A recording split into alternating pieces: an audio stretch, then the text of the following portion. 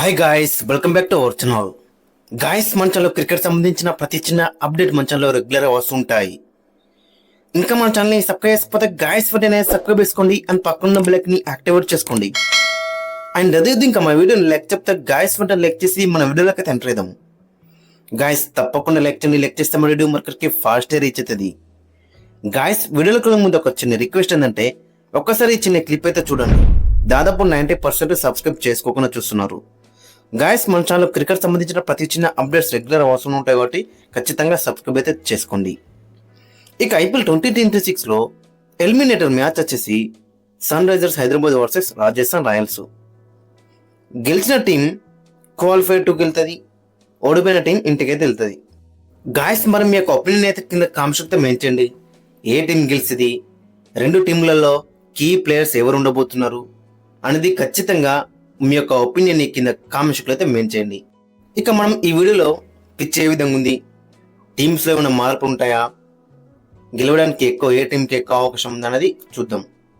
ఇక ఫస్ట్ మనం పిచ్ చూసుకుంటే, మరి ఇక్కడ యూజువల్ చూసుకుంటే ఈ సీజన్లో మొత్తం 25 వికెట్ల తీసిళ్ళు పేసర్స్. స్పిన్నర్స్ వచ్చేసి 16 వికెట్ల తీసిళ్ళు. ఓవరాల్ చూసుకుంటే స్పిన్నర్లకు హెల్ప్ ఉంటుంది, పేసర్లకు కూడా హెల్ప్ అయితే ఉంటుంది. బిగ్ బౌండరీ అయితే ఉంటాయి డైమెన్షన్స్.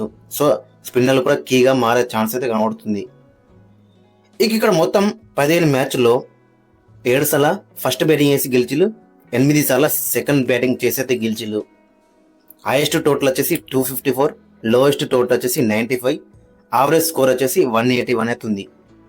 టాస్ గెలిచిన, ఫస్ట్ బ్యాటింగ్ చేసిన, సెకండ్ బ్యాటింగ్ చేసిన పెద్ద ఫరక్ అయితే ఉండదు. ఇక 23 మ్యాచ్లో హెడ్ హెడ్ చూసుకుంటే 14 మ్యాచ్లో ఎస్ఆర్హెచ్ గెలిచింది, 9 సార్లు అయితే గెలిచింది.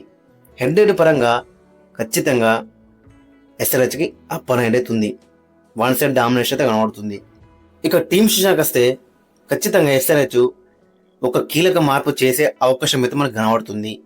లాస్ట్ మ్యాచ్లో హర్షల్ పటేల్ వచ్చిండు. సో అతని ప్లేస్లో స్టేట్ అవే పర్ఫుల్ ఇంగ్ని తీసుకొచ్చే అవకాశం అయితే 100% కనబడుతుంది. ఇక ఓపెనర్స్ వచ్చేసి Abhishek Sharma and Travis head బరిలోకి దిగుతారు. అభిషేక్ శర్మ దగ్గర నుంచి పెద్ద ఇన్నింగ్స్ అయితే ఎక్స్పెక్ట్ చేస్తున్నాం. పంజాబ్ కింగ్స్తో జరిగిన మ్యాచ్లో ఇక్కడ మరి ఎలాంటి నాక్ ఆడినో మనం చూసినాం. సో అలాంటి నాకే మళ్ళీ ఇక్కడ రిపీట్ చేస్తే బెటర్ అయితే ఉంటుంది. మరి 50 కొడతాడా, 100 కొడతాడా? గైస్ ఖచ్చితంగా మీ యొక్క ఒపీనియన్ కింద కామెంట్స్ మెయించండి. మరి అభిషేక్ శర్మ ఎన్ని రన్స్ కొడతారనేది. ఇక ట్రావిస్ హెడ్ దగ్గర నుంచి పెద్దగా చెప్పుకోదగ్గ నాక్స్ అయితే నవ్వలేవు. మొత్తం 14 మ్యాచ్లు ఆడింది ఇప్పటివరకు, దాంట్లో 1 లేదా 2 నాకులు మంచిగా అయితే ఆడిండు. సో కాబట్టి ట్రావిస్ హెడ్ దగ్గర నుంచి ఈ మ్యాచ్లో ఎక్స్పెక్ట్ చేస్తున్నాం. ఈ ప్లే ఆఫ్స్లో మొత్తం మ్యాచెస్లో ట్రావిస్ హెడ్ దగ్గర నుంచి బిగ్ నాక్స్ అయితే ఎక్స్పెక్ట్ అయితే చేస్తున్నాం. మరి ఏ విధంగా రాణిస్తున్నది ఇంట్రెస్టింగ్గా కనబడుతుంది. ఇక నెంబర్ 3లో ఇషాన్ కిషన్ కీగా మారున్నాడు. ఎందుకంటే ఇతను చూస్తే యూజువల్గా ఈ సీజన్లో అకార్డింగ్ టు ది సిచ్యువేషన్ అయితే ఆడుతున్నాడు. పిచ్ స్లో ఉంటే ఆ స్లో బట్టి ఆడుతున్నాడు, ఒకవేళ ఫాస్ట్ ఉంటే ఆ స్ట్రైక్ రేటు అమంతం 200-250 స్ట్రైక్ రేట్ ఆడుతున్నాడు. సో కాబట్టి ఇషాన్ కిషన్ కీగా మారున్నాడు ఈ మ్యాచ్లో. అండ్ హెన్రిచ్ క్లాసన్ కూడా మెయిన్గా చూసుకుంటే మిడిల్ ఓవర్స్లో ఇషాన్ కిషన్ అండ్ క్లాసన్ కీగా మారున్నారు.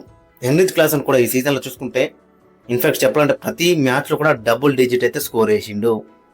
సో కాబట్టి హెన్రిచ్ క్లాసన్ దగ్గర నుంచి కూడా మరొక 50 రన్స్ అయితే ఎక్స్పెక్ట్ అయితే చేస్తున్నాం. మెయిన్గా చూసుకుంటే టాప్ 4లో ఒక్క బ్యాట్స్మెన్ చివరాకుంటే 100% ఎస్ఆర్హెచ్ అయితే మ్యాచ్ అని చెప్పుకోవచ్చు. ఇక 5లో చూసుకుంటే Nitish Kumar Reddy with the bat and with the ball ఈ సీజన్లో ఏ విధంగా రాణిస్తున్నాడో మనం చూస్తున్నాం. సో ఈ ప్లే ఆఫ్స్ మ్యాచెస్లో కూడా ఇతని దగ్గర నుంచి బోత్ డిపార్ట్మెంట్స్లో ఈక్వల్ పర్ఫార్మెన్స్ అయితే ఎక్స్పెక్ట్ చేస్తున్నాం. బౌలింగ్లో ఈ మ్యాచ్లో ఒక 2 వికెట్లు అయితే ఎక్స్పెక్ట్ చేస్తున్నా, అండ్ బ్యాటింగ్లో కూడా మంచి ఫినిషింగ్ టచ్ అయితే ఎక్స్పెక్ట్ చేస్తున్నాం. మరి ఏ విధంగా రన్స్ అనేది కింద కామెంట్స్ అయితే మెయించండి. గైస్, మరి నితీష్ కుమార్ రెడ్డి ఎన్ని వికెట్స్ ఇస్తాడు, ఎన్ని రన్స్ స్కోర్ వేస్తాడో ఖచ్చితంగా మీ యొక్క ఒపీనియన్ కింద కామెంట్స్ అయితే మెయించండి. ఇక తర్వాత చూసుకుంటే అందరూ అంటున్నారు స్మరణ్ ప్లేస్లో అనికిత్ వర్మకి ఛాన్స్ ఇవ్వాలని. బట్ స్మరణ్తోనే వెళ్ళే ఛాన్స్ అయితే కనబడుతుంది. ఎందుకంటే స్మరణ్ ఆడిన మ్యాచెస్లో కూడా 1 సారో 2 సార్లు బ్యాటింగ్ అయితే వచ్చింది. పెద్ద అతనికి కూడా ఇంకా అవకాశం అయితే రాలేదు. బట్ స్మరణ్తోనే కంటిన్యూ అయ్యే అవకాశం అయితే కనబడుతుంది. అండ్ సలీల్ అరోరా కూడా కంటిన్యూ అవుతాడు. ఇతని దగ్గర నుంచి కూడా మంచి ఫినిషింగ్ టచ్ అయితే ఎక్స్పెక్ట్ చేస్తున్నాం. ఇతను కూడా పెద్ద అయితే ఛాన్స్ రాలేదు, అంటే బ్యాటింగ్ అవకాశం వచ్చినప్పుడు చాలా బెటర్ రాణించిండు. ఒకవేళ ఈ మ్యాచ్ అవకాశం వస్తే ఇతని దగ్గర నుంచి కూడా మంచి ఫినిషింగ్ టచ్ ఎక్స్పర్ట్ అయితే ఇస్తున్నాం.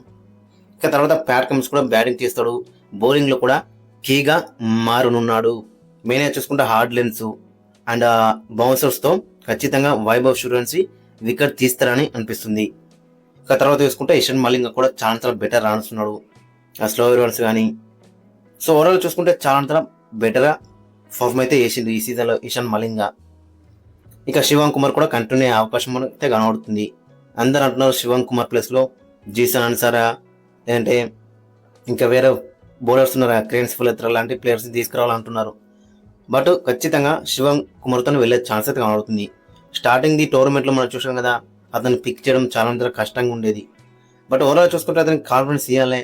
ఇషాన్ కిషన్ కెప్టెన్స్లో అతను చాలా బెటర్ రాణించిండు, ప్యాట్ కమిన్స్ కెప్టెన్స్లో కొంచెం రన్స్ అయితే ఇస్తున్నాడు. బట్ ఓవరాల్ చూసుకుంటే అతని దగ్గర ఎబిలిటీ ఉంది కాబట్టి ఖచ్చితంగా అతనితో వెళ్తే బెటర్ అయితే ఉంటుంది. తర్వాత చూసుకుంటే సకిబ్ హుసేన్ కూడా చాలా బెటర్ రాణిస్తున్నాడు. ఇక ఫైనల్ ప్లేయింగ్ మనం చూసుకుంటే Abhishek Sharma and Travis Head opening లో బర్లకు దిగుతారు. నెంబర్ 3లో ఇషాన్ కిషన్, నెంబర్ 4లో హెన్రిచ్ క్లాసెన్, 5లో నితీష్ కుమార్ రెడ్డి, 6లో సలీల్ అరోరా, 7లో శివం కుమార్, 8లో హర్ష్ దుబే, 9లో ప్యాట్ కమిన్స్, 10లో సకిబ్ హుసేన్, 11లో ఇషాన్ మలింగ, ఇంపాక్ట్ బెరా, స్మరణర్, పర్ఫులింగే. ఫస్ట్ బ్యాటింగ్ చేస్తే ఈ 11th వెళ్తే బెటర్ అయితే ఉంటుంది. ఎందుకంటే బోత్ అప్పుడు శివం అండ్ హర్ష దుబేని ఆడించుకునే ఛాన్స్ ఉంటుంది. ఎందుకంటే ఒకవేళ మనకి లాస్ట్ 3-4 మ్యాచ్లు చూసుకుంటే స్మరణ్కి, సలీల్ అరోరాకి ఇంకా బ్యాటింగ్ అస్తలేదు కాబట్టి ఫస్ట్ బ్యాటింగ్ చేస్తే గిట్ట ఈ 11th వెళ్తే బెటర్ అయితే ఉంటుంది. ఒకవేళ క్విక్గా వికెట్స్ పడి కొలప్స్ అయితే గిట్ట స్మరణ్ వస్తాడు, లేదనుకుంటే సెకండ్ ఇన్నింగ్స్లో పర్ఫులింగే వచ్చే ఛాన్స్ అయితే కనబడుతుంది. ఇక మరోవైపు రాజస్థాన్ రాయల్స్ టీం చూస్తే రాజస్థాన్ రాయల్స్లో మెయిన్గా వీళ్ళ ఓపెనర్స్ వైభవ్ సూర్యవంశీ అండ్ యశస్వి జైస్వాల్ ఇద్దరు గిట్ట క్లిక్ అయితే మాత్రం చాలా బెటర్ అయితే ఉంటుంది. వీళ్ళ పాయింట్ ఆఫ్ వ్యూ మనం చూసుకుంటే లాస్ట్ మ్యాచ్లో వాళ్ళిద్దరు అవుట్ అయినా కానీ 200 అయితే ఒట్టిల్లు. ధ్రువ్ జురేల్ దగ్గర నుంచి మంచి నాకు వచ్చింది, ఆయన అందరి దగ్గర కూడా మంచి కాంట్రిబ్యూషన్ వచ్చింది. లాస్ట్లో జోఫ్రా ఆర్చర్ కూడా మంచి ఫినిషింగ్ టచ్ అయితే ఇచ్చిండు.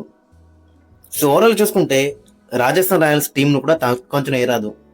వీళ్ళ దగ్గర కూడా చాలా మంచి ప్లేయర్స్ అయితే ఉన్నారు.